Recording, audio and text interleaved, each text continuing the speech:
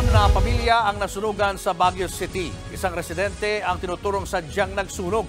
Nasa frontline ng balitang yan si Brian Basa. Naglalagablab na apoy ang tumupok sa mga bahay sa barangay Fairview sa Baguio pag-aalas 4 kaninang madaling araw. Nagbayanihan sa pag-apula ang mga bumbero at residente. Ang iba nagsalok ng tubig at isinaboy sa mga nasusunog na bahay. Pero pahirapan pa rin yan. Malayo kasi siya sa kalsada. So madami tayong nailatag na fire hoses. Mahirap, umakyat pa nga ako sa bubungan para lang makatulong makapag-abot ng tubig. Although yung tubig kukunin pa namin sa kabilang bahay, walang supply ng tubig.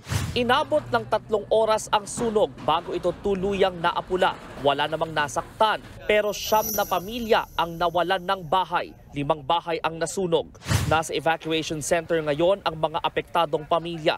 Ayon sa ilang residente, posibleng sinadya ang sunog. May isang lalaki raw kasing nakitang nagsusunog ng mga damit sa kanyang bahay. Lasing, parang lasing naman. Una raw, nagsindi raw no, parang amoy, yung usok kasi na makapal, amoy usok ng mga damit. Parang sinunog na damit. Tapos no, yung pumasok na yung usok sa amin, lumabas na yung apoy niya. Sumuko na raw sa mga pulis ang lalaking itinuturong pasimuno ng sunog. Kung mapatunayan, mahaharap siya sa kasong arson. Nagbabalita mula sa Frontline, Brian Basa, News 5. Mga kapatid, Julius Babaw po. Iba na ang may alam at may pakialam sa panahon ngayon. Para sa frontline ng mga balita, mag-follow at mag-subscribe sa social media pages ng News 5.